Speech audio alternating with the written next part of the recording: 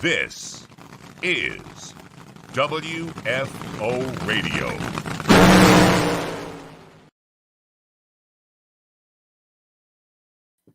Hey, everybody. Joe Castello back with you. WFO, another week as we are rolling through December, getting ready for the holidays. Hopefully, everybody is doing very well out there. Super excited. Got a big week for you on WFO. Got NHRA's Alan Reinhart, our standard Tuesday conversation, which people are watching all through the week, and that is great, watching those numbers grow and people share them. Alan Reinhart, green room, getting geared up, ready to go. We're going to talk about NHRA drag racing, of course, but we're also going to delve into the passing of as much of an American hero as is possible. Talking about Chuck Yeager. Got the word yesterday on Pearl Harbor Day of all days. Passes away. We'll talk about Chuck and his life, and maybe even speak with someone later on in the show who had a personal relationship with Chuck Yeager. No promises, but I'll tell you about that as time goes on. Later on in the week, as in Wednesday, 4 p.m. Eastern Time, the Parade of Champions continues. Craig Bourgeois, competition eliminator, world champion, going to be on the show, and we're going to talk to him about winning his second world championship in the past couple of years with this nostalgia front engine dragster. Very cool. We'll speak with Craig Bourgeois. And then Thursday, 4 p.m. Eastern Time, mark it down, Snake. Don the Snake Bernome coming on the show, going to talk about his book. The book, everyone has been emailing me and signaling me. You know, we're talking about gifts for the holidays. I'm about to tell you about that right now. Look at this. Snake going to be on the show. The brand new book is out, but you can order it in the WFO store right now. Go to WFOradio.com, and we have got a lot of different stuff up there in the WFO Radio store, including our shirts and face coverings and all kinds of cool, interesting little drag racing related products. The future soon to be out Warren Johnson book is up in there. So if you're looking for the gifts for the drag racing fan in your holiday, go to WFOradio.com, hit the store. Snake coming on the show Thursday. I don't always do a lot of like pre-promotional stuff, but we're going to try to have a blowout audience for Snake on Thursday. So it's going to be a whole lot of fun. And I think there's even going to be a WFO Christmas party at some point, but it's all concept at this point. You know, it is December, so you'd think I'd have that worked out by now. The answer is no. Total Seal Piston Rings, though, we got it all worked out with them. TotalSeal.com. New episodes of Hidden Horsepower. We're definitely going to do a little Christmas Hidden Horsepower episode as we get closer to the holiday with Lake and Keith and Matt Hartford down there. Spoke with Hartford the other day. He's fired up about the holiday and really more fired up about getting going again in 2021.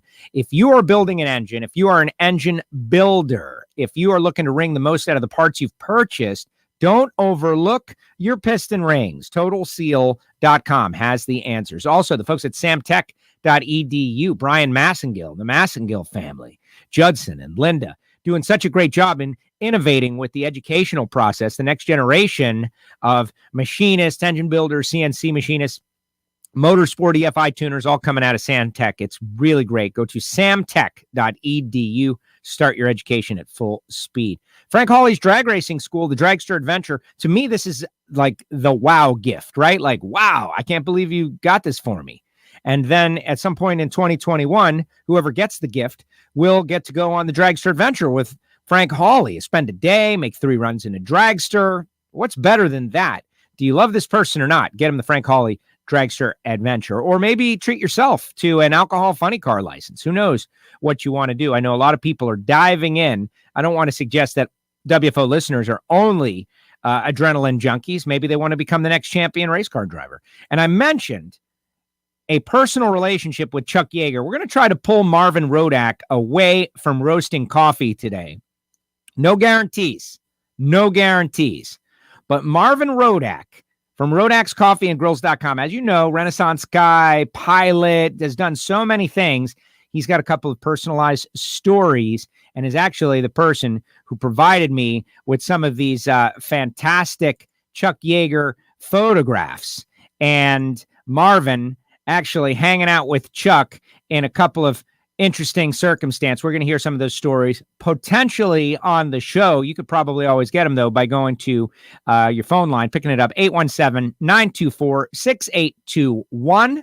Order some coffee, hot sauce, spice rub for whoever gets gifts in your life, and it'll be the best in the business. I'm rocking the Road Axe every single day. RoadAxeCoffeeandGrills.com. Don't forget, the WFO store got links to Nitro Fish Racing. You can use the promo code WFO20 and also figure out how to get a WFO radio face covering. All right.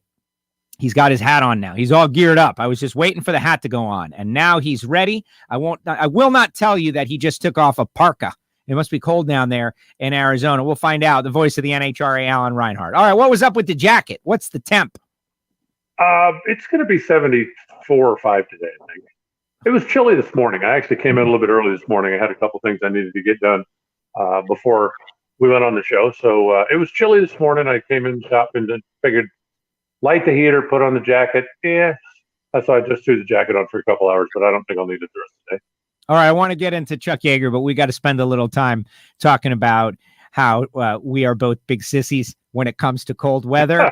So right now, I think it hit 49, maybe 50 here in South Florida this morning, like the early morning hours, but it immediately warms up to high 50s, low 60s. Not cold enough to kill all the iguanas is basically the temperature. We all want cold weather because we are infested with these iguanas that are not native to here, but you need like 4 days of 45 and below to kill the iguanas, and we're not getting that. But I did realize that my new AC unit, which in the summertime, when that thing breaks, as you know, that's a real emergency, right? When the AC breaks in Florida or Arizona, real emergency. Well, apparently they didn't hook up my heat. So the other day it had dropped to like 65, Alan, and I was like, ooh, time to get the heat going. And I know you're all out there laughing at us. That's fine. That's fine. There are times when we laugh at you too, but this is not one of them. The heat's not working, Alan. So I had the AC guys come out, and they're kind of laughing at me because I fired up the heat as well, because it dare roll into the 50s at all. And that's part of life when you live in Florida or Arizona. Yeah, I would agree with that. One thing that I tell people all the time is that, you never have to shovel heat out of your driveway. And I will live with the fact that, some days around here, it's 110 or 112. That's not a very good day to go outside. But I'll live with that as long as in December and January, I can go outside. And if I got to put a jacket on, I put a jacket on, but at least I don't have to shovel anything in order to get outside. And that's the trade-off. And I'm good with that. You've known me long enough to know, we get out to races sometimes when it's hot and it's humid and it's sticky, and I've never, ever complained about it being hot, but I don't like being cold. Right. If it falls below about 65, I am setting something on fire. I mean, I used to just about get in fights with the safety safari guys when, a dragster would come around the corner with a blower off of it. And I'd be going, get away from me with that fire hose. I need this thing. I agree. No, you know what? Everything's a trade-off. That's why we have snowbirds down here and in your part of the world as well. People that spend their winters, whether it's New York or Pennsylvania or Ohio, and then they come down to Florida. We have plenty of people from the cold country that come down and spend their winters in Arizona, and we're glad to have them. And the retirees, where everybody comes down. I know they're here. A lot of people in the service retire in Arizona, and both here, and it is great to me. And we'll move on from this inane weather conversation to something much more significant. But when we went to Brainerd the first time, I couldn't, because, everybody is super nice up there. I couldn't help but ask winter questions like, all right, guys, it's February 1st. And you work at a car dealership. Do people go and buy cars on February 1st in Brainerd when there's 15 feet of snow down? And they were like, yeah, life goes on, man. We're doing stuff. And I don't know if I believe it, but. I was, I don't know if I've ever told you this story or not, but John Nord, who used to owned a Pro Stock motorcycle, the guy named John Smith rode, who were out of Anoka, Minnesota. And they were pretty darn strong racers back in the day. And he owned an off-road shop. He sold snowmobiles and ATVs and motorcycles and that kind of stuff. And every year he would invite a couple of dozen guys to come up and go snowmobiling. And I got invited one year. And I was on the plane flying up there thinking to myself, I don't even know how a snowmobile works. I mean, I legitimately didn't. I didn't know they had tracks. I was trying to picture a twin screw thing. And so anyway, I get up there and they pick me up at the airport, and we're driving back to the hotel, and we're driving, and every place is closed. And I'm just like stunned, right? Like the muffler shop is closed, and every place. It's Tuesday afternoon. Why are all the businesses closed? He said, they're not closed. Closed. He said, dude, it's 4 degrees. They pull the car inside, close the door behind it, work on the car. I never thought of it, and never crossed my mind. Yeah, exactly. And then we get out the first day. The next day we went out. We actually went to Wisconsin, and it was kind of a fishing and camping resort where we went. Stayed in cabins. It was a really cool deal. And the first night we get there, we unload everything, and it's like, hey, let's go for a ride. Okay, let's go for a ride. So we all jump on snowmobiles, and it's like, follow me. And we're just out across this big old wide open field, right? Just hauling ass across the snowmobiles, and then we all get in line and we go through the woods and through the forest. And we come to this other big field, and we just go blasting across this big field. And we stopped at one point, we're going to stop and kind of warm up and go inside this place. And somebody said something about a lake. I said, what lake? He said, what do you think that was? I said, a field. No, it's a lake. He said, do you realize like Wisconsin's kind of like Minnesota, right? There's a lake every 5 feet. Because did you notice you hadn't seen one? Never thought of it. And I mean, there's literally guys with trucks out there parked on. I thought it was a field. What do I know? Yeah. But no, I like living in a place where a lake is a lake year round. I don't ever want it to be a field. So exactly. Well, that's my snowmobiling story. I have one as well, but I just, before I forget the reference, in the immortal words of Bo Darvel, aka the Bandit, it depends on where you're standing in the United States as to how dumb you are. And you and I, when we go up into the cold, we can get pretty dumb. Simple as that. So I went to Breckenridge, Colorado once to visit a friend of mine, and we went on a snowmobile tour. Same deal. First experience, like, wow, this is neat. You're going straight, but not really. And it's kind of skating around, and but I know machines and car stuff. I'm ready. I got this. And so I'm going. This is one of I have a couple of near-death experiences. This is one.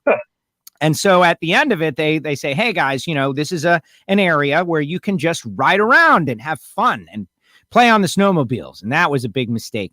And so this is like, 1993 or something. So I don't know if the Superman trick had officially been invented in like X Games style stuff, but I did one, and I had one hand hanging on, and I was totally off, unplanned, frightened, but I pulled it back in, survived, done. I will get on a snowmobile again in my life, but it was just cold weather sport. This is great. Where's the water at? Thank you very much. When you fall, you're just in the water. No big deal. All right, so let's move into. We lost and I see everybody queuing up their comments. We'll get to them, but we lost a real American hero, and I know this is something that you and I are both into, and I really think that our sport is connected to it. I really like yesterday was Pearl Harbor Day as in the official start of our involvement in World War II. And whenever we play that, Wally Parks, how NHRA got started, it always starts with the GIs came home from World War II with all their knowledge. And my comments, with Garlitz, and everybody acknowledges that event, one, increased mechanical knowledge, two, decreased fear of like everything else, because after you've had people shooting bullets at you, it's driving fast in a car without a roll cage, you're not as concerned. 1947, Chuck Yeager breaks the sound barrier, and we're moving into the space age. And we've all seen the movie The Right Stuff. There's a new show out there called The Right Stuff. I think it's Amazon. But what was it? 97 years old. Chuck Yeager had a career that was over 30 years. He flew over 360 different types of aircraft. He became an ace in a day in World War II, shot down 5 planes in one shot, actually got a couple of them to just crash into each other. What an American hero, and we're all paying tribute today. Yeah, what an amazing guy, the life that he led. I love a couple of his quotes. One of them that he's notorious for is, the first time I ever saw a jet airplane, I shot it down, which is a true story. When When they had jets back in World War II, they were just becoming a thing, and he didn't have one. He was just driving a prop plane, but it's like, hey, that thing looks pretty cool. Let's see if we can't knock it out of the sky. And kind of like what I said on Twitter, I mean, he is one of those very rare personalities. I don't know that he could ever exaggerate a story if he wanted to. Here's the story. I got in a rocket-powered airplane. They dropped me off the bottom of a B-29 at 26,000 feet, and I broke the sound barrier. Go ahead and exaggerate that for me. With broken ribs. Yeah. Go ahead and exaggerate that for me. It's like, oh, come on, you're making this up. You probably – no, he did. Yeah. And, all of the stuff that he did as a test pilot and all those things, just an American badass is what I don't know that I could come up with a better description than that. 97 years, that's amazing. And just all of the things he did, all the things he accomplished, and the fact that he is universally respected. Just an amazing man. Yes, as simple as that. And the forebearer of what so many people, I really believe that in drag racing, want to break barriers, like the idea of breaking the sound barrier. And as someone who's relatively younger, not young anymore, middle-aged, but certainly compared to Chuck Yeager, like I didn't live that experience, but the movie The Right Stuff was something that we were shown in school over and over again because they wanted to instill an understanding of what it's like to try to break barriers when no one has done it, and the danger and the courage that people did it. And they're showing these, pilots are falling out of the sky. You hear an explosion in the background, and the wives like, oh my gosh, who was that?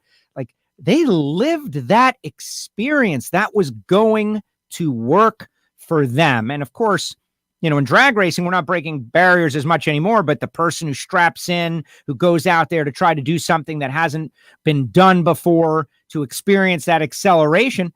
I think like a Chuck Yeager helped put that into so many people of that era. I would agree with that. And I also think that, you talk about 1947 when he broke the sound barrier, and how many people to this day have done that? I mean, a few hundred. There was the Concorde flew back and forth a little bit, but people that have actually been in the pilot seat and gone faster than the speed of sound. How many people have done that? I mean, not thousands, I wouldn't think. Certainly not tens of thousands. And and he was forever the first. There's only one person that's going to be first, no matter what it is, and he was forever the first. And the fact that when he did it, the technology and the safety margin and just all the various things that weren't known. At this day and age, you want to get in a plane to go to the sound barrier? Okay. Planes exist. Things have, if you got the training, that you could do that. But back then it was like, okay, we tried this. It didn't work. We tried this. We killed a guy. We tried this. The plane blew up. Hey, I got an idea. Let's try this. You want to fly it? Yeah. And he went, yeah. I mean, broken ribs and all. Yeah. Put me in that thing. Let's go see what happens. Test pilot, like crazy. And I love the fact that he got shot down at one point. France, I think, got shot down someplace, and got picked up by the underground and kind of escaped. I mean, like miles of enemy territory, and then had to convince at the time General Eisenhower to let him fly again, because they had rules that basically once you've been shot down over enemy territory, you weren't allowed to go back into combat. And I don't know if it was some kind of mental thing, or if they figured hey, once you got shot down, you'd lost your edge. But he basically had to beg for the opportunity to do it. And just another great Chuck Yeager quote, he never admitted that he got shot down.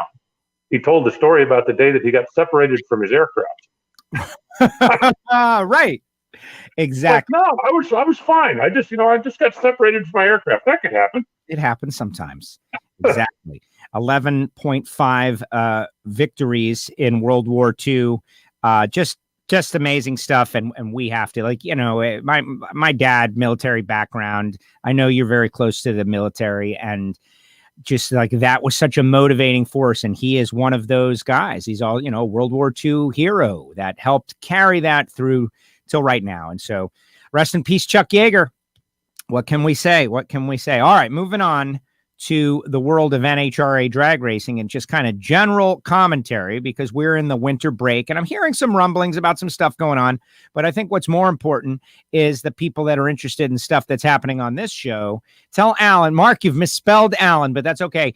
Great job on the explanation of a lockup converter in NHRA. We talked about this last week, and I want to say great explanation too, but I still don't understand. And you Marty Chance, 4 times has explained it to me.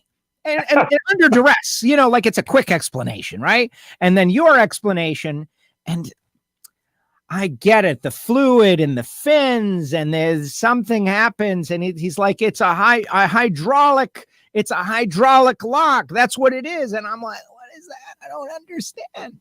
But it was a great explanation. I highly recommend everyone check it out for a part that is so important to performance. My goodness. It's one of the most important parts to performance. It's still black science to me. It's magic. Well, one of the things about torque converters, and I think what leaves a lot of people kind of wondering, is for how many years, you bought a torque converter, you didn't take it apart.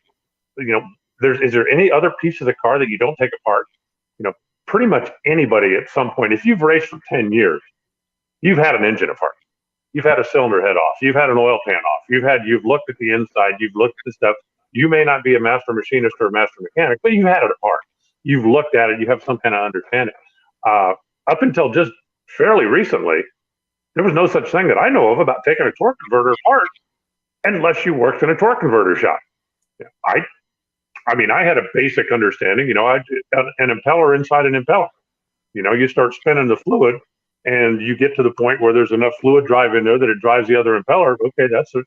But as far as how the torque multiplication works, how the recycling works, if up until, let's say, 5 years ago, if you had handed me a stator and said, this is part of a car, guess what it does? I'd have gone, a heater fan? I don't know. But I had never seen one until just, like I say, within the last few years, fairly recently. But being able to take it apart, being able to see it, being able to go, okay, this goes this way and then over here, and okay, now I see how it functions. I still don't know, certainly all of the technical aspects of it, and I know there's a lot of guys out there that are a whole lot smarter than I am. When I got invited to go over to Qatar a couple of years ago, when all the pro mods were over there, Todd Tutterup had the converters apart a couple of times, making like minute adjustments when he was over there testing. And it's like, okay, you move this shim from there to there, and that'll change the stall speed between 50 and 75 RPM. I'm sorry, what? Right. And so that was kind of where I started, I think, getting my basic understanding. I mean, I had maybe a little bit before then, but been getting just deeper into it now. And I still am not an expert by any means. Like I said in the video, I go into fairly basic stuff, but I think there's a difference between, let me explain to you how this works, and look, this piece and this piece go like this, and that's how it works.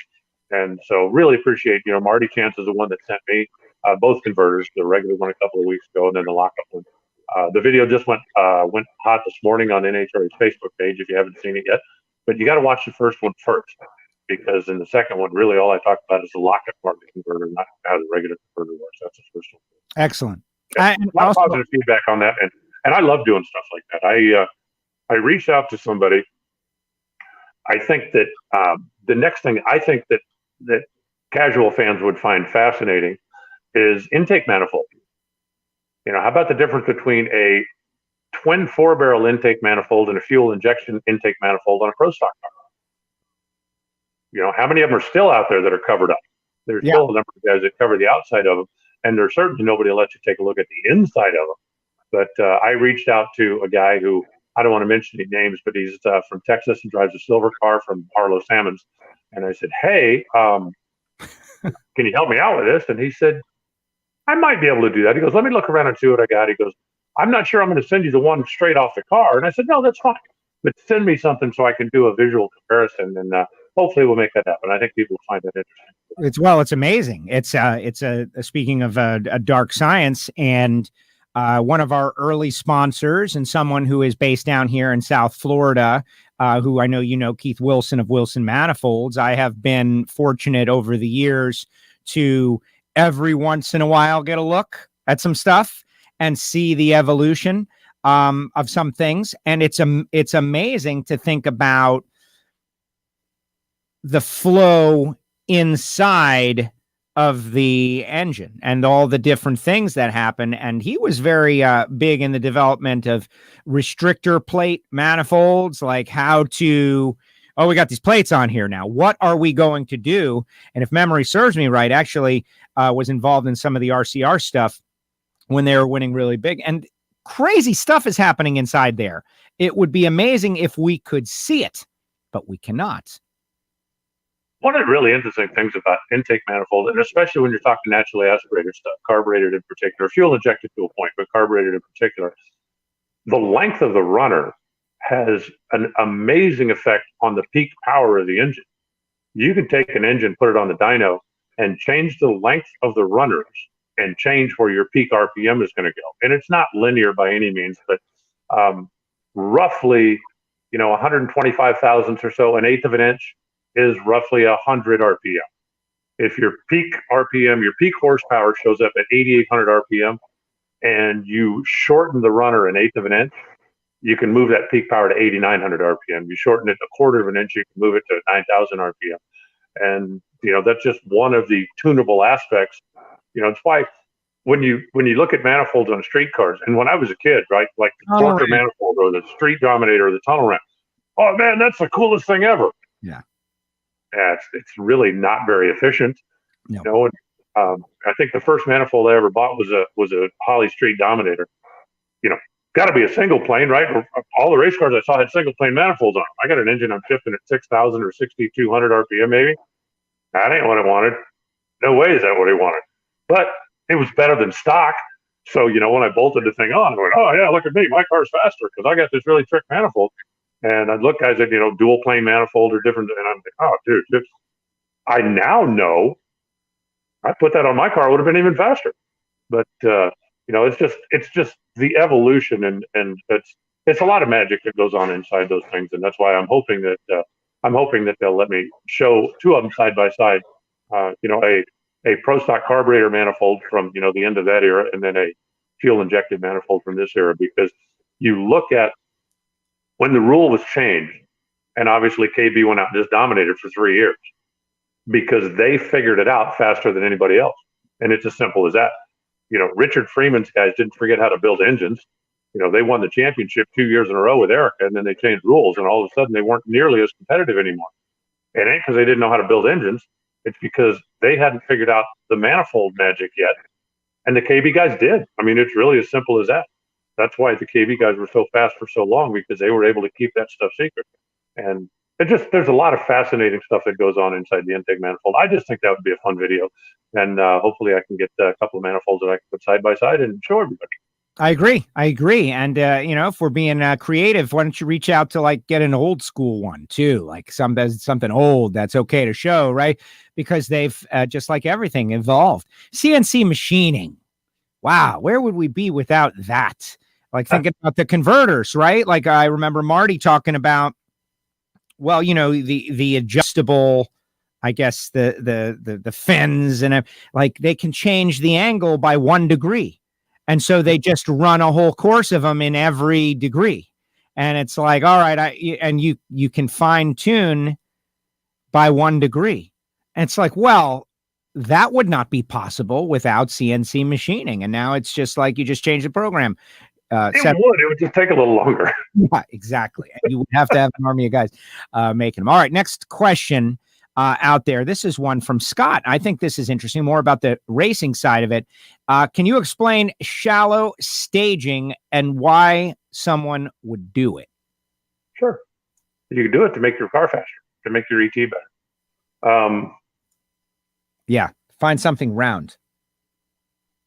There he goes. He's finding something round. He's got cylinder heads. Yeah, he does still have the shorts on.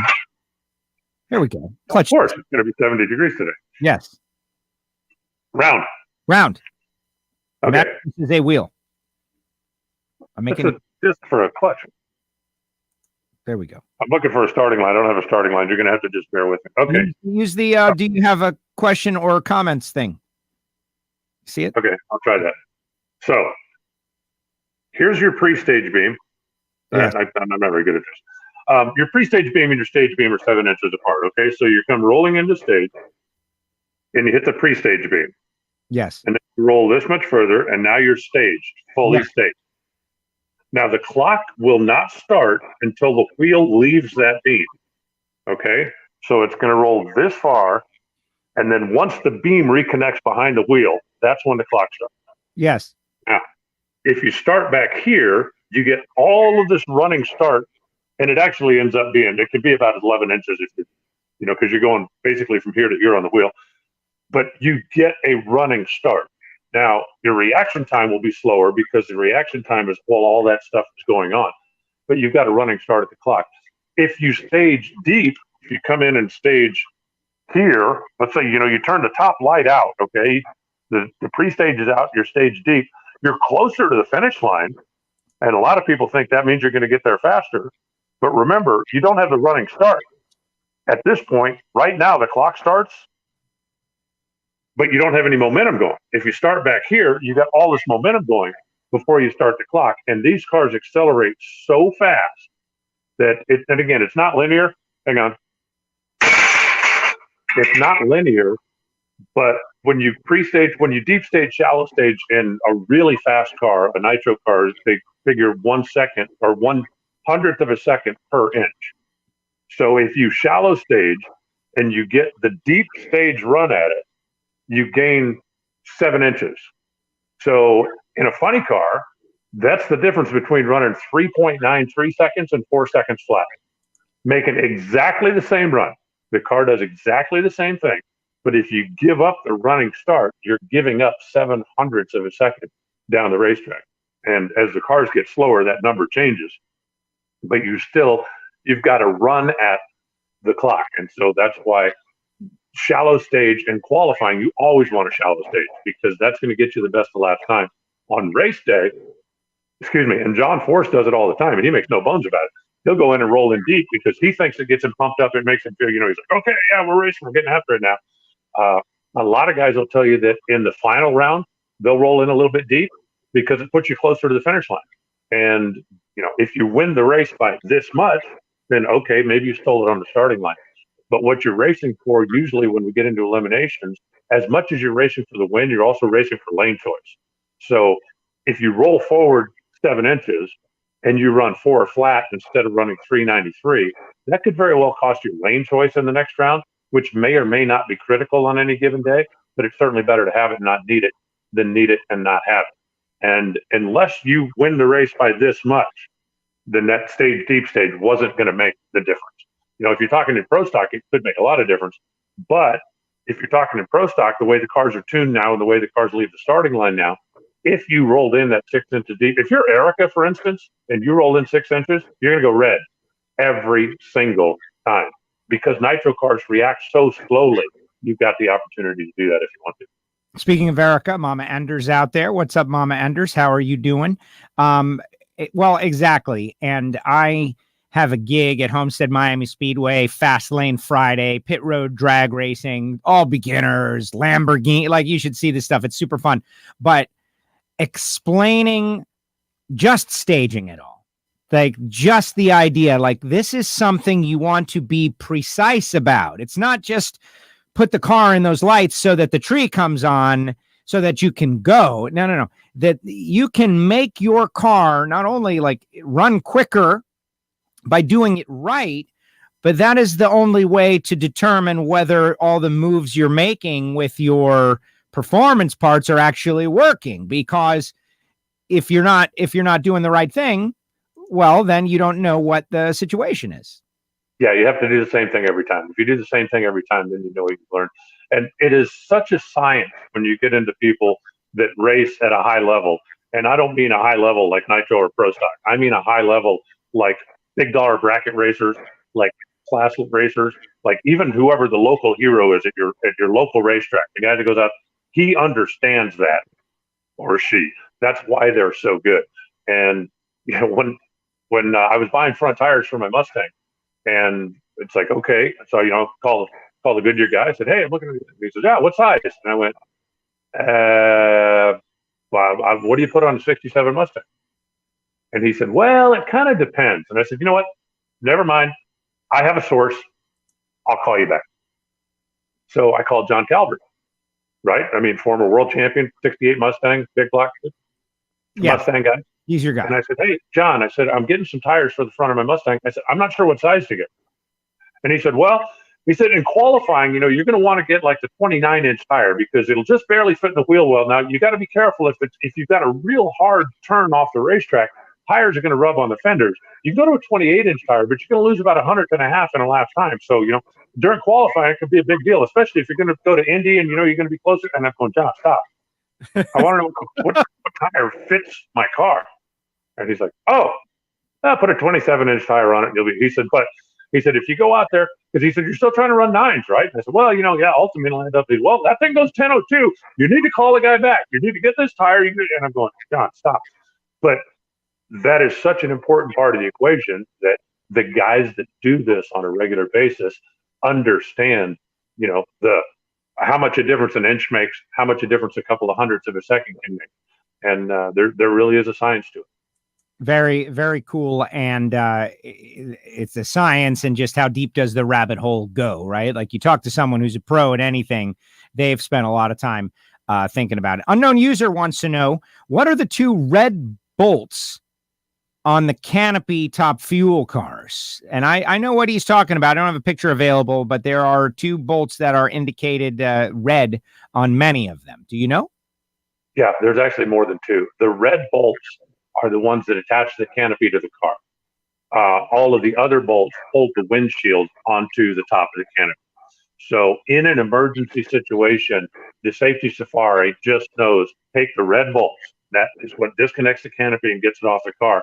You don't waste time taking out all the other bolts that simply attach the windshield to the top of the canopy. Simple as that. A safety feature makes a whole lot of sense. And people, Scott says, thank you very much. People talking about staging, how important it is. Question about like that deep stage on a pro stock car. Like, what's that worth? Is it worth hundredths? I don't think it's worth hundredths. It's hundredths? Stage? It can be, yeah. Wow. Stock car, a pro stock car for the first foot leaves every bit as hard, if not harder, than a nitro car. You know, that's the reason they peel the rubber off the starting line. Because when you're dropping the clutch and the motor's running 7,700 or 8,000 RPM, that first foot is pretty damn aggressive. With a nitro car, yeah, they make more power. And yeah, a nitro car is going to get to 60 feet quicker. But we're talking about the first initial move of the race car. A pro stock car moves as hard as anything because you've got all that engine momentum. You drop the clutch and it's wham. Where with a nitro car, you hit the gas, the engine revs up, it torques over, the clutch starts to apply, the tires wad, it rocks back, it hits the wheelie bar, and then it goes. Where with the pro stock car, it's almost instantaneous when you drop it. And one of the reasons we love them so much, they are radical and fun to drive. It's going to be very interesting to see as we get to 2021. News and rumors out there. I'm hearing, you know, there's a lot of sponsor like resigns and extensions, all that coming down the pike. As we get closer to the holidays, I feel like people, if there was big news, it would be either out soon, now, or after the holidays. What about you? Yeah, usually it gets kind of quiet this time of the year. It's kind of interesting though, because the world has changed so much. You know, if you're looking to make a big splash, right, the WFO radio is going to be the primary sponsor on Alan Reinhart Racing next year, and we're going to run for the championship. It used to be, you know, you could put this stuff in place, you could get the uniforms ordered, you know, you got the vinyls going on the semi and all that stuff is happening, but you really could still keep it under wraps. You know, there'd be 25 people that knew, but if you wanted to come out in January testing and go, hey, everybody, boom, here's our big announcement, you get a big splash out of it. In this day and age, it is so difficult to keep that under wraps because everybody's got a cell phone, everybody's got a Facebook page or a Twitter account, and everybody wants to be the one to break the scoop.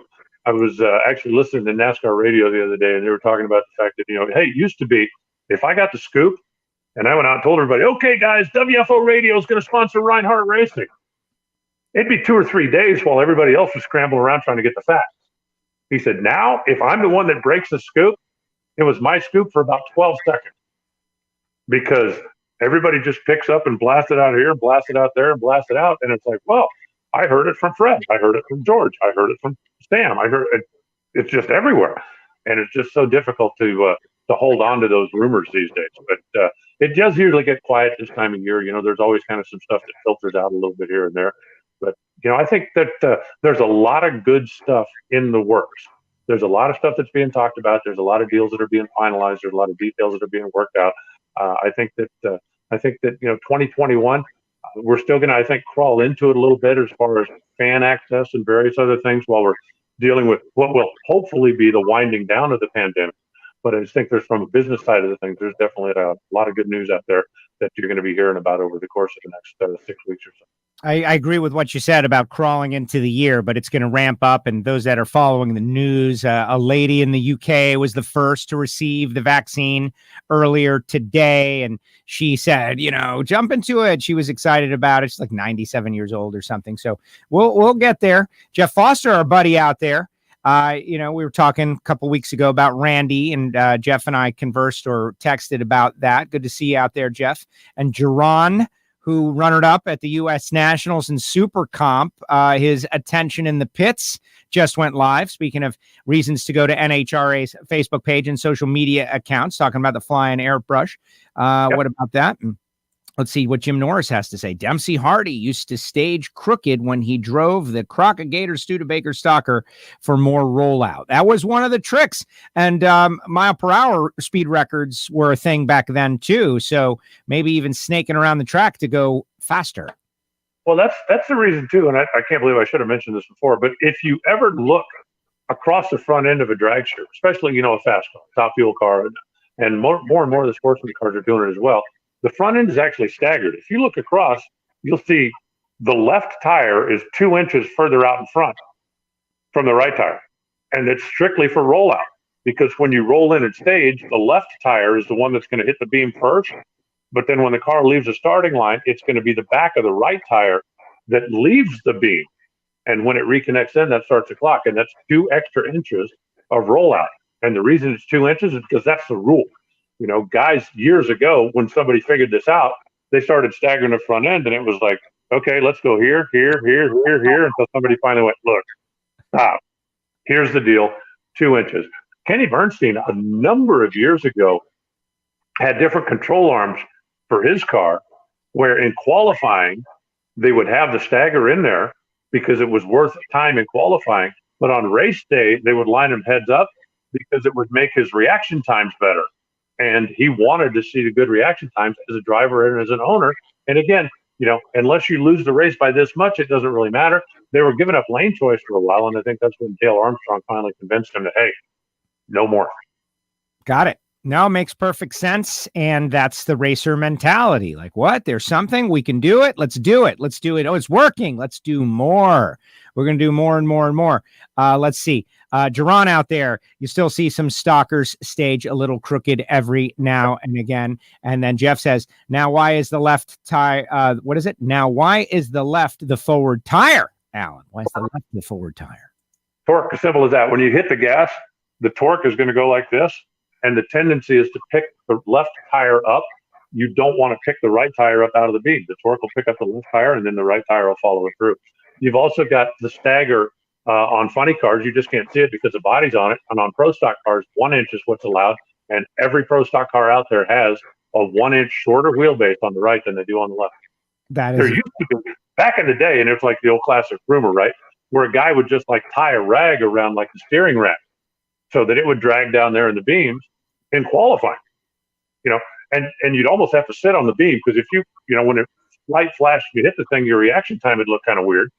But if you sat on the bulb a second qualifying, nobody noticed.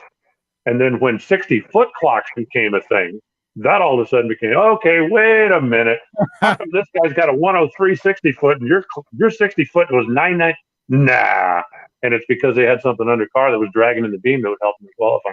And so at Miami Hollywood Speedway, Jerry Gwynn got roped into running his Baby Huey alcohol funny car against a jet car for show, right? And the jet car was faster in terms of performance. So they went and got like a long brush, like some sort of like a brush head, and They mounted it underneath the car on the inside of the left front wheel, so Jerry could take off on like second amber or maybe even first amber going out.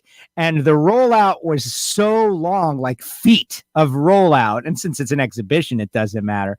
He would be passing the tree and the green would come on and make a race out of it against the jet car. That was one of their big, it was all new.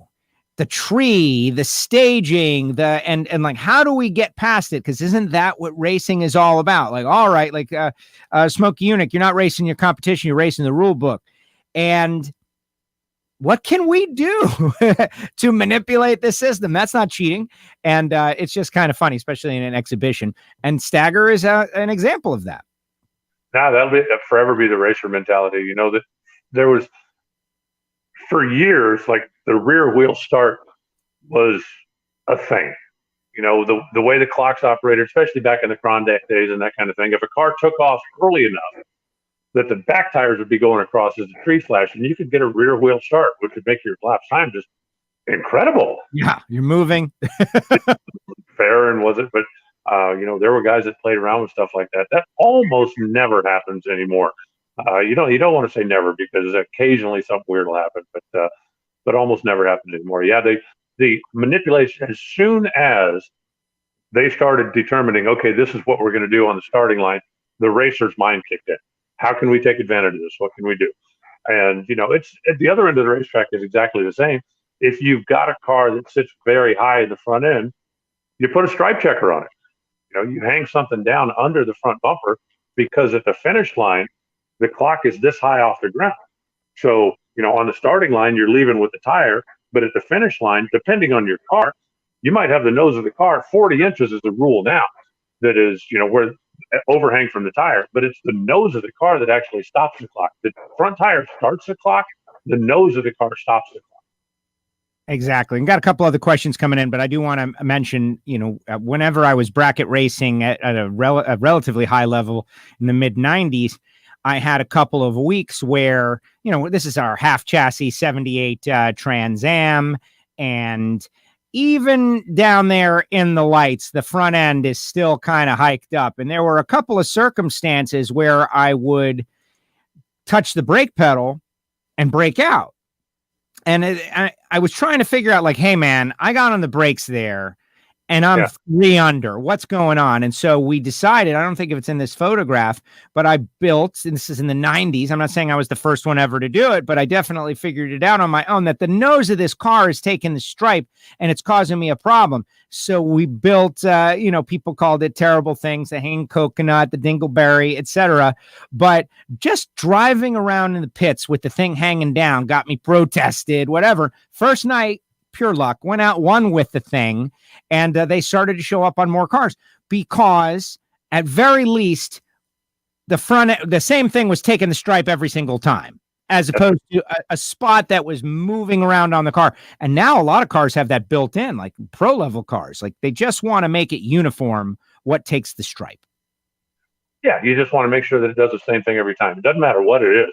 There were some stock and super stock guys. I think Jeff Heffler, I don't know if he was the first, but he was an ace with the old F-body Chevrolets, the mid-90s Camaros and Firebirds that had such a long overhang. And you could set the attitude of the car so that when you're going down the track, it was like this, but a tap of the brakes and drop the nose into the finish line. And we're talking, 3 feet? I mean, a substantial margin. Yeah. We're not talking about, getting there a couple inches early. But a guy's coming down there and wheel racing, and when you talk about the guys that are really good, the guys that can see thousands, they're down there, trying to judge 6 inches, trying to cut in 8 inches. And if you drop the nose on them, that's it's not illegal, but it's just a matter of, knowing what you're doing, knowing how to do it, and knowing when to do it, because you've got a dial for that. You've got to, that's got to be part of your routine when you get into the race to start with. Chris Garrettson out there, Super Comp racer. I have no stagger in my car, tougher to stage with the little wheels and not go red, because he's got the little old school wheels, and that makes a whole lot of sense. Jerron asks to have you explain the little bulb on the tree that most people don't even know is there.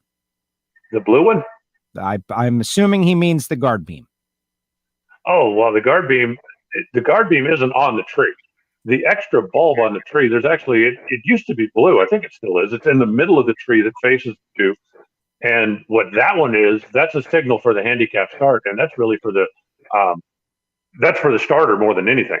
When that originally came down before, communication got to the point where it is today, when they were having to manually put the stagger into the clocks, you'd have to hold up and make sure that the tower was ready before they staged cars, because they literally, at the racetrack that I grew up at, there would be three people up there, pencil and paper, right? He's on a 1420. He's on a 1380.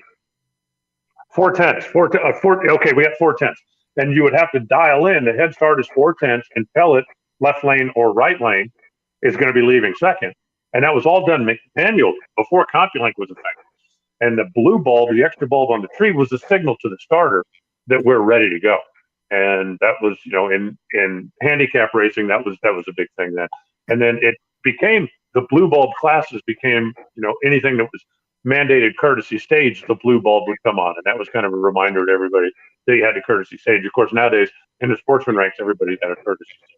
Right. The blue bulb was to show deep straight staging was not allowed. And I have this old tree back here. I'm going to try to solo myself out. Maybe you can see it. Oh, it's right behind. There it is. Oh, no, the WFO is just out of it. Well, I can move this.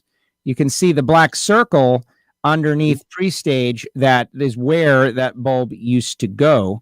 And that, of course, the tree that was on the starting line at Miami Hollywood Speedway in the early years. 5 bulb tree, cut down to 3 bulb tree, and then I restored it.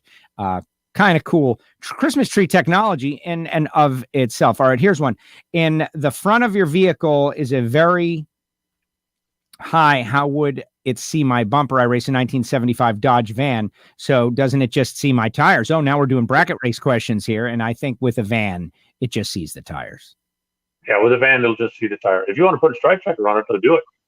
You look at some of the outlaw cars in particular, and you have to do a little Googling and find out. You can probably Google stripe checker and come up with it. But if the front overhang, let's just say the rule is 40 inches, okay? If the nose of your car is only 35 inches long, you're giving up 5 inches at the finish line. And if you're running an all-out category, where you're running first one to the finish line, that 5 inches could be critical. And I've seen guys that just stick something right out the nose of the car to go out to whatever the maximum level is. Whether it's 40 inches, whether it's 42 inches, because then everybody's playing the same game. If you've got a car that's got a short nose on it, then if you're racing, let's 8 mile just for a number, if you're racing 660 feet, that guy might only be having to go 657 feet before he gets to the finish line stripe. And that's a detriment. So you got to do what you can just to even the playing field, as long as it's within the rules. Very cool. Larry wants to know, what was the reason for eliminating the 66 feet past the finish line? Remember that? Those were just to keep guys from driving it out the back door. It used to be the speed trap was 134 feet. It was 66 feet before, 66 feet after. The finish line was right in the middle. As the cars got faster and faster, the racetracks weren't getting longer and longer. So eliminating that, shortening that speed trap, was in theory to keep guys from driving it out the back door and let them get slowing down a little bit sooner. Dragvan says his name is Dragvan. How cool. So if I put a lower plate, I would go quicker, ? And the answer is yeah, the first time. And then you would just be consistent. The thing with a van, though, most vans, at least my experience, don't have a ton of overhang, so you're not going to pick up a lot. If you're dealing with, again, like a mid-90s Firebird, you got 3 feet there to play with. And the Fox body Mustang that I drove for a while probably had 20 inches, give or take. And we had a stripe checker on that just because you wanted to be consistent every time down the racetrack. Funny to guys talk about van.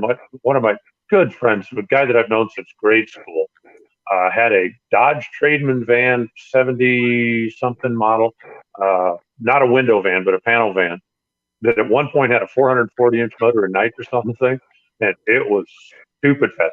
He made more money with that thing and became legendary around here. It's like, why don't you race the van? Oh, I'm not messing with him. But we had a lot of fun. It had nothing in it except the 2 front seats. There was, it was as light as we could possibly make it, and 440 stuff in it with nitrous was pretty cool. And we're talking 1980-ish, wow. 81, 82. I don't know that he ever took it to Tucson Dragway and ran it, because didn't want everybody to know how fast it was. But if you wanted to go out, some Friday night at 1 o'clock in the morning over in the industrial area over here where nobody was around and race for 50 or $100, man, he was in.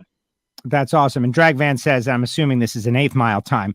I run 790s in a small block Mopar 360 that weighs 5,900 pounds. And if that's awesome. The case, that's moving. Let's see. Jeff Shockey Sr. says Cole Briggs. I don't know what the reference is. Is what? Cole Briggs. He's just listing a name, I guess. Maybe that's the guy with the van. I don't know. Okay. I don't know. But it's fun to try to manipulate situations. Like that's part of the mentality. Like, what is the situation and how can I create an advantage for myself?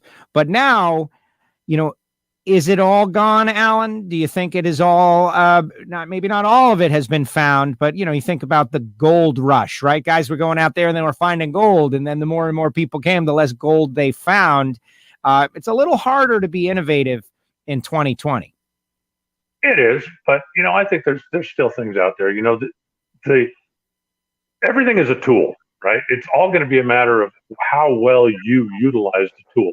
There are certainly tools that would make the job easier for somebody that doesn't have as much experience, but you still, the driver still has to get the job done. One of the best, and I hate the fact that I can't remember the guy's name, but Super Gas final round in Denver, however many years ago. And I'm pulling up at the top end of the racetrack because I'm getting ready for, the pros are coming pretty soon.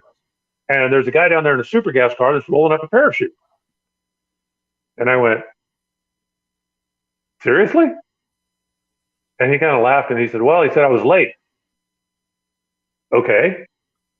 And again, I don't remember who it was, but, let's go. And my brain goes, oh, man, I'm late. And the guy he's running is faster than him. So he says the guy comes and just parks on him. He's like 1,000 feet. And the guy's going. And he said, I know as soon as the nose of my car, he said, there's nothing. I mean, nothing. I got to dump him, but he's staring at me. I mean, he's good. And he said, it finally hit me. And I reached over and I hit the parachute lever coming into the first light. And when the parachute grabbed the car, it went woof. And the other guy ends up taking, 9 feet of stripe instead of dumping with him. Guy breaks out. This guy wins the race and had to roll a parachute up. So, there's always going to be something. But he said, I'm looking at him and he's staring at my front fender, just waiting because as soon as that thing bobbles, he's on the brakes and there's no way I can win this race. And I went, well, let's try this, and threw the parachute up. That's amazing stuff. And we're seeing that a lot more in top sportsmen.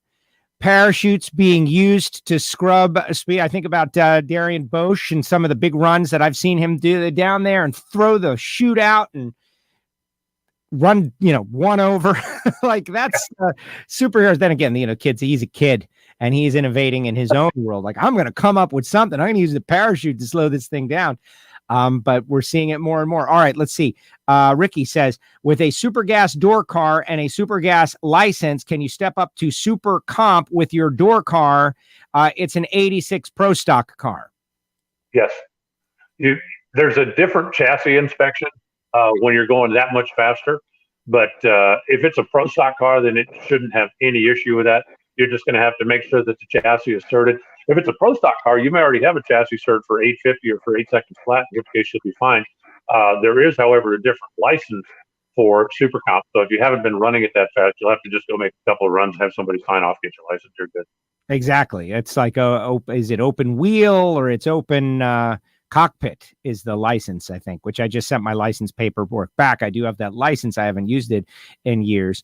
Let's see. Yes, upgrade 3 passes. And Jeff, who is trying to get his Pro Stock license, is involved. All right, let's. Your questions are still welcome, folks, but we're winding down with Alan. Alan, I want to talk about Craig Bourgeois, who's coming on the show tomorrow, 4 p.m. Yeah, he's a champion guy. But speaking of innovator, nostalgia, comp eliminator car, there's a lot of heavy technology involved in that thing if he's going to run the way he does.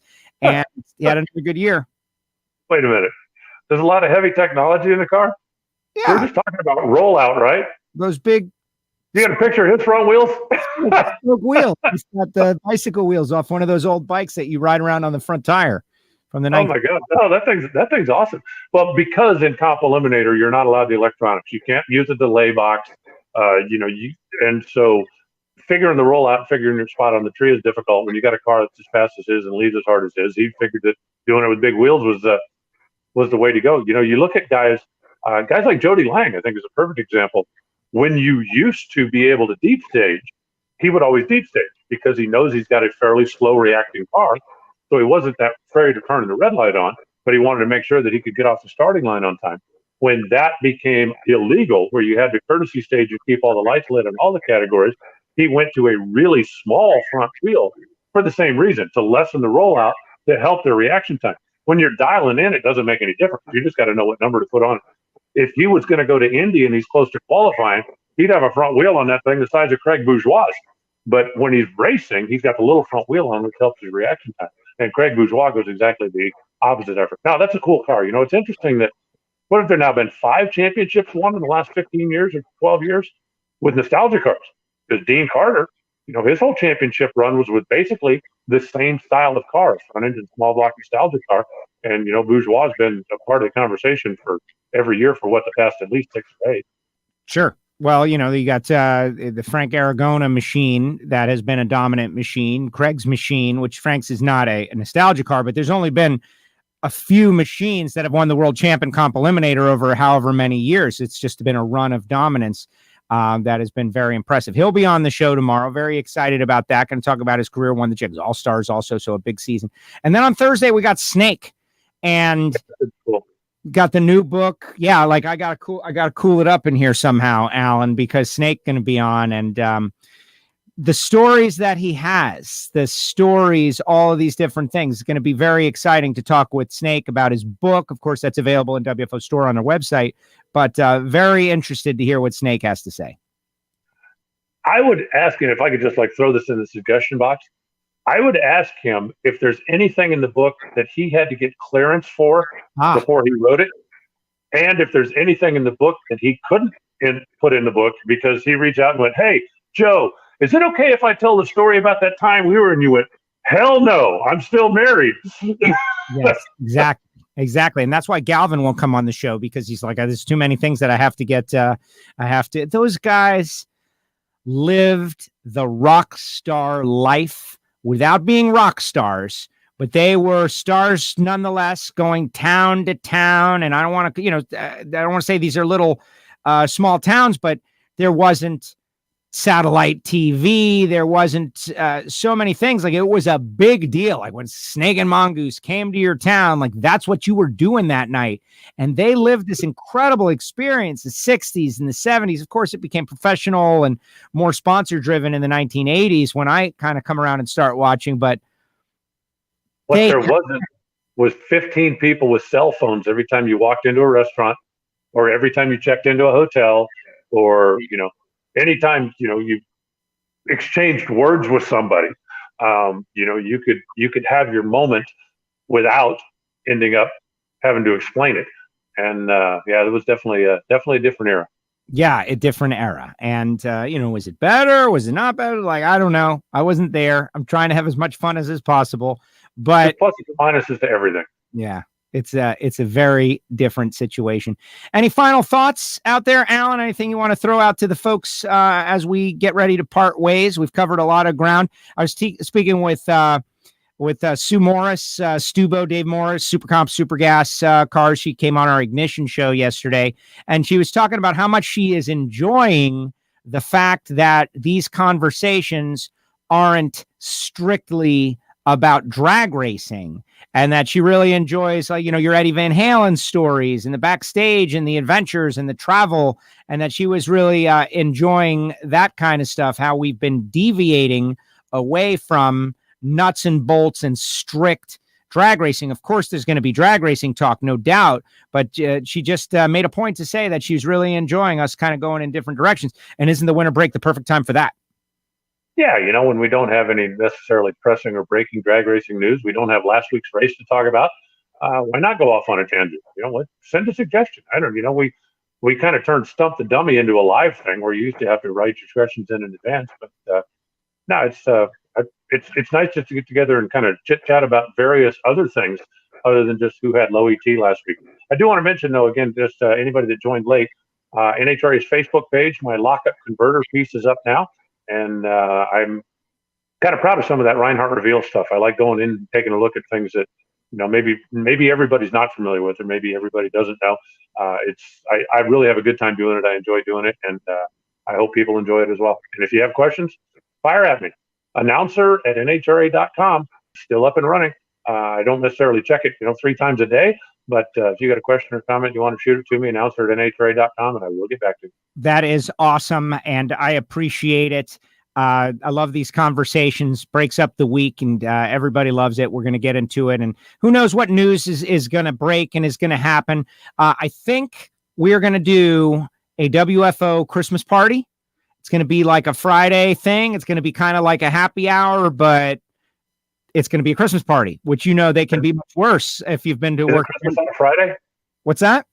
Isn't Christmas on a Friday? We're not going to do it exactly on Christmas. It's going to be like a pre-Christmas Christmas party. People they don't want to hang with us on Christmas, Alan. I might want to, but they got stuff. They're they're doing holiday things.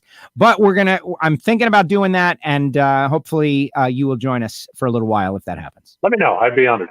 All right, Alan. Great job as usual. Drive everybody to Facebook to check out that. Plus, Drawn and Attention in the Pits. NHRA social media never stops. That's one thing we know about Nikki. She never stops. She never stops. Thanks, Joe. Talk to you soon. There he goes. NHRA's Alan Reinhart. Thanks, Alan. Appreciate it. There he goes.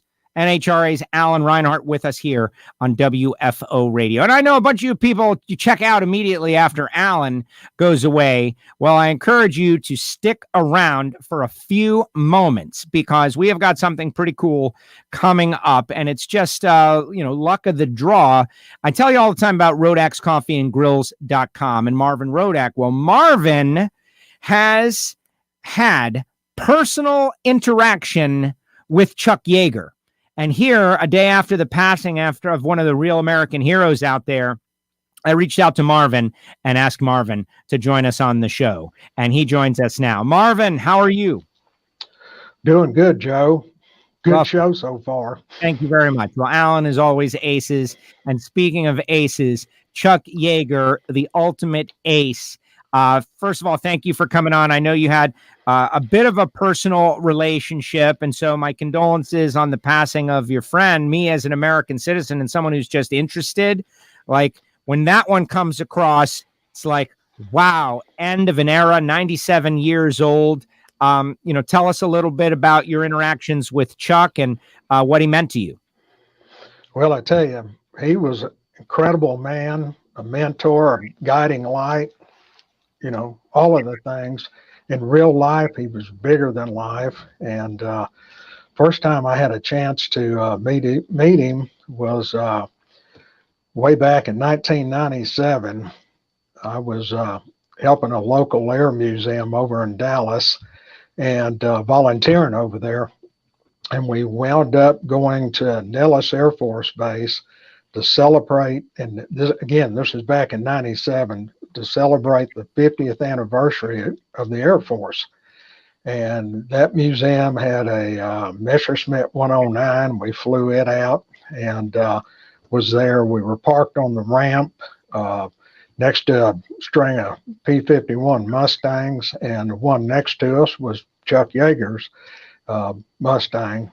And so we had a chance to meet him, and with that particular air show, we flew out. It was either Sunday or a Monday for the following weekend air show. We had to do some practicing media days, typical stuff that we did. And so I had an opportunity to get to know him through the course of the week, being out on the ramp and tinkering with the airplanes and waiting for our turn and all of that interaction. And the stories he would tell, he was very interested in our airplane because he had, seen them and shot them down in the war. And so that kind of brought us together. One thing that was a little bit different in my earlier days, I had a beard and, obviously was a lot younger back then. And he was still pretty rigid about military specs. And so, that picture you got up now, that's the air show. So he after the first couple of days, we would visit every morning and, lie about what we did the night before and all that kind of stuff that you do in Vegas. Anyway, he got me in a headlock one day and started pulling on my beard and told me I needed to get that crap off my face, and I looked just like his kid. And so that was pretty cool. And he would go into detail about his successes in being a World War II pilot, and he had incredible vision. He had the ability to be able to spot the enemy before he was spotted, and he developed a technique of flying his Mustang that he would bait the Germans into a dogfight, into a turning dogfight. He had enhanced his ability to be able to handle G load in a tight turn before he would black out. So when he would interact with the enemy in that, he would pull a turn right on the edge where he's starting to gray out. And if the German ever tried to turn inside him, he knew he would black out and spin it in. Otherwise, he had the angle on him. So that was kind of a cool maneuver. And he just had natural ability to lead, to do the right thing at the right time. We're all in this together and we all got different abilities. And I tell you, he was one up on everybody, man. Guy was incredible. And yep. The, doing some quick research, obviously the, every news agency is covering this story because we want to make sure that anyone that grew up that's younger than we are knows the service that this man has given to our country and all the amazing things. He joined before Pearl Harbor, dies on Pearl Harbor Day, but joined in September and wanted to be a pilot. And then, of course, after Pearl Harbor, was able to become a pilot. And apparently ace in a day, shot down, got knocked 5 out in one day and didn't fire a shot for a couple of them, just I guess an intimidation victory, and caused a couple of them to crash into each other. Just can't imagine the countless stories a man like Chuck Yeager has about his accomplishments. Well, that's exactly right. And, a lot of people feel like some of it was exaggerated, but I guarantee you, I know the guy was probably underrated. He was just phenomenal at what he did.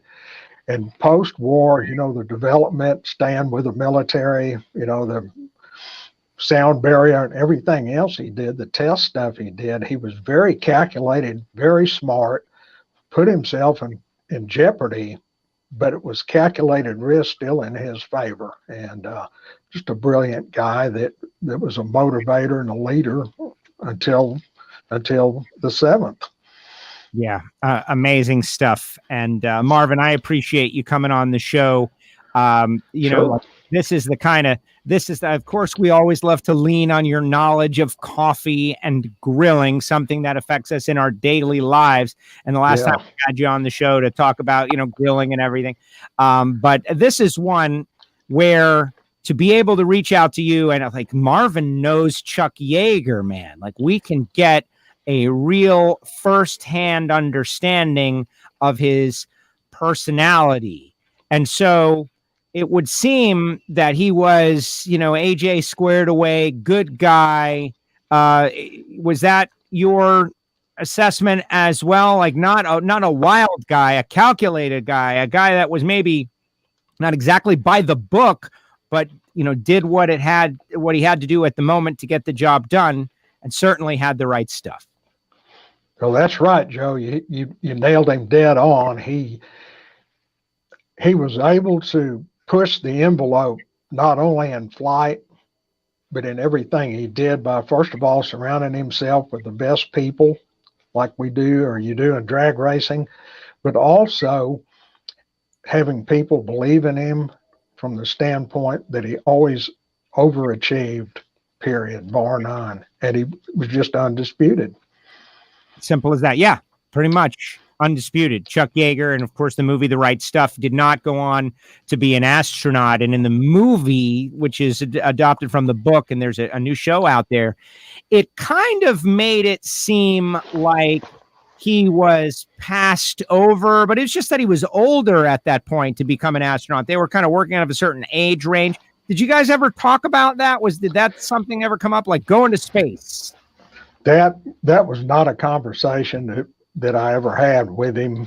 You know, I would see him at the bigger air shows on multiple occasions, not every weekend, but flying the air show circuit was kind of like NHRA, you know, from one air show one weekend to the next. It's the same group of guys.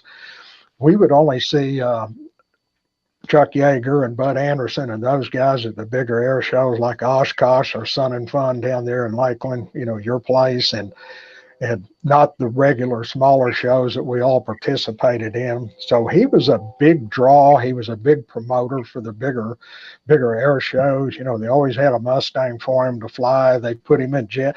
They kept him going and kept promoting him. He enjoyed it. He was tempered to the point that he didn't need the attention. He put up with it more or less. You know, he was very honored by his peers, and you know, he just did what he needed to do to continue promoting America and what our freedom was fought for. And we sure need to always remember that, and especially in today's time. You know, he was one of the last, in my opinion, real deal heroes, bar none, and no disrespect to anybody today, but I mean, these guys would look you in your eyes. You know, a good buddy of mine and another mentor of mine, Charles Bond. Charlie was one of the original Flying Tigers, and he and Chuck Yeager were good friends over the years because they were both aces and pilots in World War II. Charlie lived in Dallas, and I was a very close relationship with him. We'd travel to air shows together, and I'd help him sell his books and stuff. We were at Oshkosh. I'll tell this one last story, and then I got to go cook coffee, and you got to go. But we were at Oshkosh doing the air show up there, and all the Warbirds guys stayed at the Holiday Inn down in Fond du Lac. So we would all go out to air show early, get the planes ready to, you know, make our laps and do the show. And I'd come back to the motel and get Charlie. We had the P-40 out there painted up in his color, show center. And we had Charlie Bond, Flying Tiger, selling his books and doing autograph. It was a big promotion for air show one year. Well, Yeager was staying in the motel with us. So I would come back. Charlie wasn't an early riser. So I'd come back to pick him up and take him out. And so we'd come down, and Charlie'd eat breakfast, and we'd get in the car and get ready to go. Well, Chuck Yeager was down there talking, you know, telling stories to some other guys. And Charlie goes, "Is that Yeager over there?" And I said, "Yeah." And he goes, "Man, I hadn't seen him in years. Let's go over, and I want to say hi to him." And I said, "Okay, Charlie." So we walked over there. So he taps Chuck Yeager on the shoulder and turns around. And he goes, "Yeager, this is Charlie Bond." And he shakes his hand. And Yeager looks at him, kind of a weird stare, and he goes, "Bond." He goes, "I thought you were dead." Then he turned right around and started talking again. And Charlie shook his head and going, "You know, he hadn't changed at all." That's awesome. That is awesome. Marvin, thank you. You know, I always say it on the show that you've lived an amazing life. You got to definitely hang with some amazing people, and Chuck Yeager, certainly one of them. But as you said, now back to the coffee, right? Time to make the donuts. Like Mark says, I need some samples of that coffee. Mark just needs to get on there and go to rodaxcoffeeandgrills.com and just no samples, just dive in, right? Dive in big. Right. Well, see, that's a great question. Thank you for the sample suggestion. But because I roast fresh per pound, I really don't have old stale coffee sitting around to send you for samples. So my samples are in 1 pound bags that you can purchase, and you can sure give it a try. That's it. Marvin, thank you very much once again. Really appreciate you. Great stuff. Back to Verk, though. So what, you had an ME 109? Like, did you get to fly that thing or sit in that thing? Like the Messerschmitt. That's like- yeah, that was actually one of the original ones, airframe from World War II. It was actually built in Spain, so it's a Casa 109, but it's all war. So it's an authentic one. It doesn't have the German engine in it. It's got a Merlin in it. Back before before World War II started, for Germany to be able to start developing their military aircraft for the war that they were planning, they weren't allowed to use their own engines. So they developed, back in 34 or 5, they developed the Messerschmitt 109 and actually entered it into the air races and used Merlin engines in them. So it was originally designed to be able to handle Rolls-Royce. And the one that Kavanaugh has got a Rolls-Royce in it.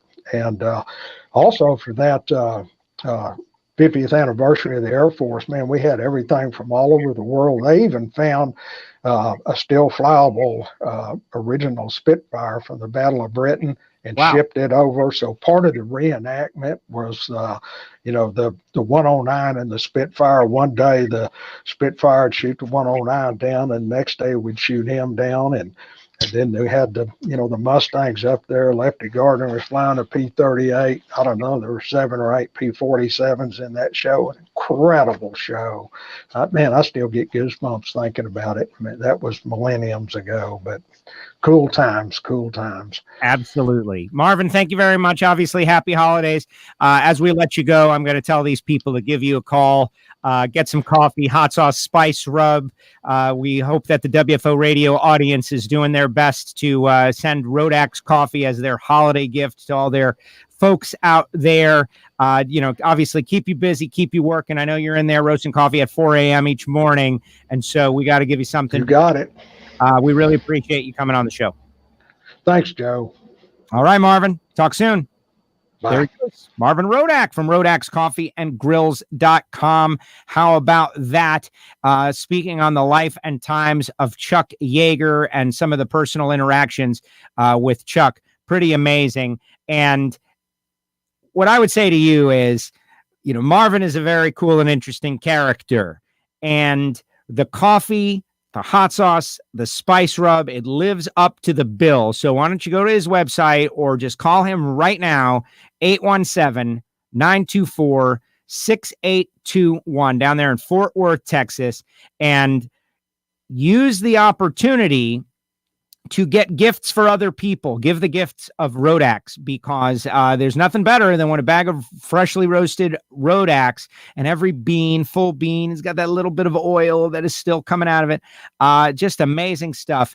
817-924-6821. Thank you very much. And Mark and others liking Rodax. And Marvin's got, he's one of those characters, man, where he's been around the block and knows a lot of people and certainly appreciate it. Thank you, Marvin, for coming on WFO Radio. All right, get your comments in the comments section. Final comments before we bounce on out of here. There's a new Ignition show. You got a lot of homework this week. You got to go to NHRA's Facebook page and watch Alan Reinhart do the lockup torque converter, as I still try to figure out the whole torque converter situation. There's that. Jerron Settles, Attention in the Pits. We've got 2 new episodes of Attention in the Pits out now. We've got Jerron from the U.S. Nationals, and I like to think it was good luck. I'm not saying that I am good luck, but when there's 700 racers and any one of them could be selected to be on Attention in the Pits, and then the one that gets selected goes to the final round, positive energy, man, something. So you could definitely check out the Jerron Settles Attention in the Pits with the flying airbrush. That is cool. There is an Ignition show in the archive where we had a whole lot of fun. I am struggling on a couple of different decisions, and I ask the audience. And I've done it on my own Facebook page recently, too. I'll tell you that when I get to the final comments in the comments section. So load up that comment section while I tell you about the people who make it possible for me to sit here and do this show. Folks like Total Seal Piston Rings. I don't know if you saw the EPAR Trade Industry Week. Total Seal was on there. Lake Speed, I did a bit with Lake. We were talking about used oil analysis and what a big deal it is. But all in all, it has to do with ring seal and getting the most power out of your engine. Go to TotalSeal.com. Matt Hartford, number 5 in the world, again in pro stock. Those guys been big supporters of WFO Radio. They genuinely make it possible, along with some of our other sponsors, for me to chase around drivers like, Don the Snake Prudhomme is going to be on Thursday at 4:00, or Craig Bourgeois, and to do this show and promote the sport of drag racing the way I do, and myself. It's not all about drag racing. A lot of it's about me. Like, we want to build an audience, man. That's what the Ignition Show is about. Like, fun, comedy. Watching Brian Warner's Pittsburgh Steelers go down to a crushing defeat to the Washington football team, thus remaining, becoming imperfect. Perfect versus imperfect. Miami Dolphins. Where's my hat? You're lucky, Brian. It's not in here anymore. I just brought it in here for your show. Brian Warner interview when the Steelers were perfect is in our archive. Now they are imperfect, as in defeated, unlike the undefeated Miami Dolphins. It's all fun, folks. It's just fun. We're just having fun out there. You know what else is fun? Frank Hawley's Drag Racing School and the Dragster Adventure, frankhawley.com. You can drive a dragster, you or your friends or whoever you want to get as a gift. Courses start at $399. That gets you a day-long experience with Frank Hawley, 3 runs down the racetrack, 1 half-track pass, 2 full-track passes, and dragsters, big block Chevrolets, like the amazing experience of driving a dragster. You'll remember it forever, and whoever gets it as a gift. Go to frankhawley.com. Tell him you heard about it on WFO. This guy, he's pushing it, man. He's pushing it. Samtech.edu, the School of Automotive Machinists and Technology. Brian Massingill. We're going to do another and final Factory Stock podcast before the year is out.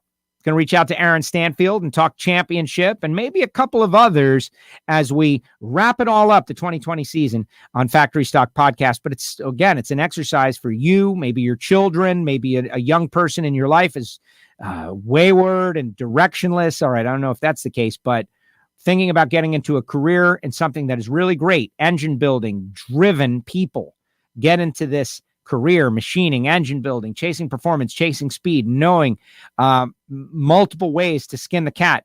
That's what Samtech teaches you. Go to samtech.edu. And finally, the folks at Nitrofish, I'm talking about Bo and Randy Lynn Ship.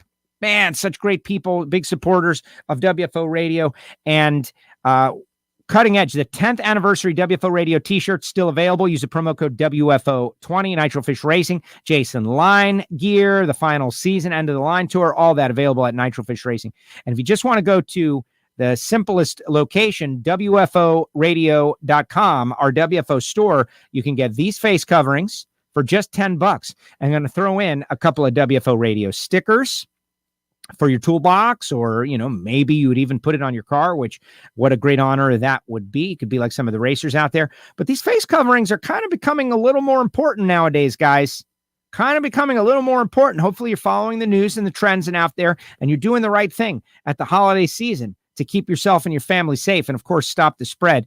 Getting one of these WFO Radio face coverings, you can remain in compliance wherever you go and also support the show. There's also a way to get some free stickers on the website just like that. All right. Final comments in the comments section, and then we're going to bounce up on out of here. Oh, one more thing. Patreons. Patreons getting all kinds of benefits, invited onto the Ignition Show. The Patreons are now receiving private VIP access to the recording session of the audio-only Ignition Show. That's how Stubo got on there. And Bull's Wolf Phil from Down Under was on there. Oh, and another thing I want to mention before I get to final comments. Neil Hunter, Neil and Sue. Neil Hunter from the UK. Big, super drag racing fan. Unbeknownst to most, had cancer. Last year came over a bunch of times, went to the World Door Slammer Nationals, went to the Gator Nationals. The year previous came over a bunch of times, got a little race car over there in the UK, races at Santa Pod. Passed away. And I got that news last week just as the show was kind of coming on the air. And I didn't really have time to fully vet it. So I had a full understanding. Now I do. Spoke with Sue. And just, one of our family. And Neil always did hundreds of selfies with everybody. His Facebook page is still loaded up with selfies with everybody. And just I want to say, you get to know people through this experience. And when you go to the track, you think to yourself, at least I do, who might I see? And Neil's one of the guys, like I thought, who might I see? Might I see Neil? I might come to this race, Vegas or Pomona or Gainesville, all the big ones. And he's no longer with us. We lost him. And just another sad story here in 2020. Someone taken from us before his time, like Chuck Yeager. I'm not sad about Chuck Yeager. You live 97 years. You're a hero for our country. You do everything right. You're totally celebrated. We want to make sure everybody knows your name. When you're Neil and you're a friend of Joe and WFO and drag racing, and you've spent a lot of money to be involved in the sport, you live it. I'm sad about that. I miss you, Neil. And, like our WFO universe that goes around the world. You guys, you mean so much. And, our numbers, they're growing. We got the show, it's growing, but it's not even about massive numbers is not what we're going for. We're going for quality, not quantity, intensity and care, passion for the sport, the ones that really go the extra mile to love the sport of drag racing. That's what we do. And it's been such a tough year. And I just wanted to mention Neil because, he's a good guy and we're going to miss him. And it seems like every week we're going through that situation over and over again. All right. Couple of final comments. Let's see. Scott says, nice flag, Joe. Enjoyed the extra segment about Yeager. Thank you very much, Scott. Thank you for your questions. I know there were a couple of questions. A question about the guard beam I didn't get to. I just felt we spent a long time on the starting line. But yeah, for the Super Series racing, you can't go in too deep. So there's a little extra beam, and if you hit it, you get a red light. There's probably a more technical answer than that, but that does it. But yes, this flag was created by Steve Brenwald of Brenwald Media, who does all of our graphic arts. Steve, who has the situation where his wife is rescuing rabbits, and now he is overwhelmed with thousands of rabbits that are available for adoption, not for food, and has done some great things. Well, he's a WFO radio listener. I mentioned on the show at some point, like, hey, man, we need a graphic artist. We need someone who would love to be helpful to the show. And Steve answered the call. He's like, hey, I'm out here in the WFO universe, and started creating some cool artwork for our show. And we really appreciate him. And we always try to make it possible for you to use his company, like Brenwald Media, for different things, your social media, your business, logo design. If you want a header for your Facebook page, if you want to put something together, like look what he put together for the Snake and me on Thursday. Right, with photographs that were sent to us by Snake's publicity company as we get ready, and we're just trying to get the word out. And so Steve Brenwald is the one who made that flag. He actually worked at a printer, and the flag is mega. And we're currently working on how to get the flag to be available to you, because that thing is, our flame logo. We now have 2 WFO logos. We never really phased out the flame logo. It's just now we have multiple logos. So there you go. What else? Let's see. Monica, got to support the show. Thank you, Monica. You've been the best. Your mask went out just yesterday. I sent it out. Great show today. Always love the Tuesday show. Thanks, Joe. Really appreciate that. Scott says great stories from Marvin. Really appreciate it. Here's Billy just talking about the guard bee cheating the tree, staging a little too deep, for instance. And the samples of the coffee. Yeah, just order a bag, man. That's the way to do it. Get yourself a holiday pack, get the hot sauces and the spice rubs and everything good. And Marvin mails it out, and it's next level, just like me with my thing. All right, so here's the deal. You can listen to the Ignition Show, but I'm going to put it out there now because I got great response on my own personal Facebook page about this, and I got to get to the bottom of it. The other day, I'm in here doing the EPAR trade seminars, and I'm not sitting here. I'm sitting here. And all of a sudden, someone starts ringing my doorbell. And I'm on the air, just like I'm on right now. Like, what happens if someone rings my doorbell right now? Like, you guys, I can't leave you. And so I'm trapped. But who's out there? Don't know who's out there. And yeah, I'm locked a little bit in the previous generation's technology. I have a doorbell that actually rings. And so I decided Snake is on at 4 p.m. Eastern time. 4 p.m. Eastern time on Thursday. Set it, mark it down. I'll start sharing some promotional stuff because we want a big audience for Snake. We want that audience to be massive, like ginormous, because we're going to ask him all kinds of inappropriate questions that he's unprepared for. Would I do that to Snake? No, I would not do that to Snake. I will prepare him for the inappropriate question. But so I'm going to get one of these video doorbells, everybody. This is where you can help out your buddy WFO Joe at WFOradio.com, or post it on my Facebook page. Ring which everybody, that's the lion's share. Everybody says, just get the Ring, man. It just works. It's good. It's good enough. It's good. There's 100 of them out there. There's literally like 15 or 18 video doorbells. And who has a monthly and who doesn't have a monthly, Skybell and Eufy. And there's literally 15 of them available on the market. But I've got it narrowed down to Eufy, localized storage, no monthly deal. If your internet access goes out, you still get recording, but I don't know. They said the camera's just so, etc. The Ring doorbell, like maybe just go with the macro one, the one that everybody knows. The one everybody knows because they like it and it works. It works great. And everybody seems to have the Ring. And then finally, the Nest. Everybody's got the Nest. I want the Nest too. I want the Nest thermostat. I want Nest everything. Google, I use Chrome. Maybe the Nest is what I should get. Nest is more expensive. But video doorbell talk on WFO. It's going to be going on all week. I'm definitely going to pull the trigger on one of these things. And I'm honing in on it. I'm getting close. Someone said Skybell, and there's just 100 other ones. Camera quality is important to me. The porch pirates, we got to stop them, man. They're the worst. And so please, feedback is what we need. We need feedback. You can put it in the comment section right now, too, because I'll see these after the fact. But in the meantime, thank you. Thanks to Alan Reinhart. Thanks to Marvin Rodak. And thanks to all of you, WFO radio listeners. Let's see. I was in Vegas and talked to a guy at home on my front porch on our Ring. Except they all do that now, Jim. That's the thing. They all do it. You got these ecosystems. You got the Amazon ecosystem where the Ring and the Echo and all of that, Alexa. And then you got Google and you've got Apple and I've got Apple TV and I'm all spread out. I don't have one ecosystem. And so I'm kind of confused.